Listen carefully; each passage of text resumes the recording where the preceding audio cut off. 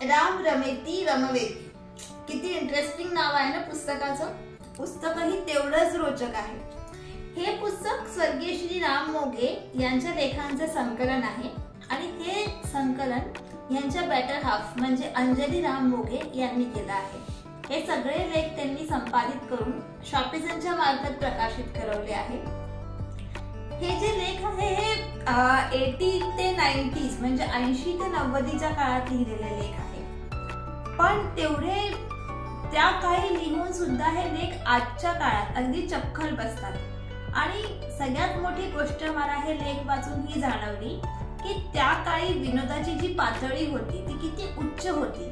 म्हणजे आज आपण जे फेसबुकवर इंस्टाग्रामवर रील्स पाहून पाहून हसतो उगाच, किती निम्न कोटीचे ते विनोद असतात. पण हे विनोद जेव्हा आपण वाचतो ना तेव्हा कळतं की विनोदाचा स्तर काय असला पाहिजे.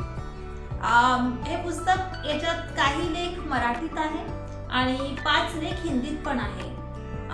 याची प्रस्तावना दीपक करपे यांनी म्हणूनच हिंदी आणि मराठी दोन्ही मध्ये लिहिली, जी फारच युनिक कल्पना आहे. आणि लेखांबद्दल म्हटलं तर मी तुम्हाला काही वाचूनच दाखवते. एक लेख आहे, लेखाचं शीर्षक आहे नवा माणूस.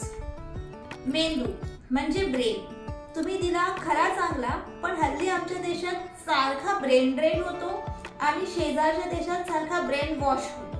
तर आता नवीन माणसाचा ब्रेन देशील तो लीक प्रूफ आणि वॉश प्रूफ द्यावा अशी विनंती आहे. केस खरं तर याचा काही एक उपयोग नाही. उगाच दर 15 दिवसांनी कापायला जावे लागते. आणि हल्ली वेळ कोणाला आहे हो. याच्या ऐवजी डोक्यावर चांगले 4 अँटिने द्या. प्रत्येकाचं स्वतःचं नेटवर्क. हल्ली नेटवर्क खूप झाली पण तरी मिळत नाही हो. प्रत्येकाचं आपलं नेटवर्क झालं की संचार किती सुरळीत होईल नाही का. आता बघा या नेटवर्कची गोष्ट त्यांनी 10 वर्ष आधी लिहिली होती आणि ती आज पण किती फिट बसते आजच्या सिनेरिओ मध्ये पण. आता अजून एक लेख आहे ट्रॅफिक रूल्स वरती. मी सूचना आणि जाहिरातींचा मजकूर तयार करण्यास सुरुवात केली. वाहन चालवताना मोबाईलचा वापर करणाऱ्यांनी 20% सूट. अंतक्रिया वस्तू भंडार. तुम्ही तुमचे मृत्यूपत्र लिहून निघाला असाल पण दुसऱ्यांचे काय, गतीवर नियंत्रण ठेवा. ट्रॅफिक नियम तुमच्या आवडीने नाही बनू शकत. लाल दिवा सर्वांना थांबण्यासाठी आहे. ट्रॅफिक नियमांची वाट लावणाऱ्यांनो एक दिवस तुमची इथेच वाट लागेल. रस्त्याला रेस्ट्रिक्ट समजणाऱ्यांनो तुम्ही आई वडिलांना नमस्कार करून निघालात ना. मोटरसायकलवर 3 आणि जास्त जणांना बसवणाऱ्यांनो खुश खबर, तुमच्या प्रत्येक तुटलेल्या हाडांबरोबर 1 हाडाचा इलाज मोफत. आता काही लेख हिंदीत पण आहे. एक कवी आणि कवितेचा पोस्टमॉर्टम असा एक लेख आहे पोस्टमॉर्टम. तर या लेख की काही इसके कवियों के बारे में मेरा विचार तो यह है कि ये लोग हिंदी डिक्शनरी निकालकर उसमें से अत्यंत क्लिष्ट शब्दों को छांटकर उन्हें एक दूसरे के आगे पीछे लिख देते हैं. बस हो गई कविता. इन कविताओं का अर्थ निकालना मनुष्य श्रेणी के प्राणियों के लिए नितांत असंभव है.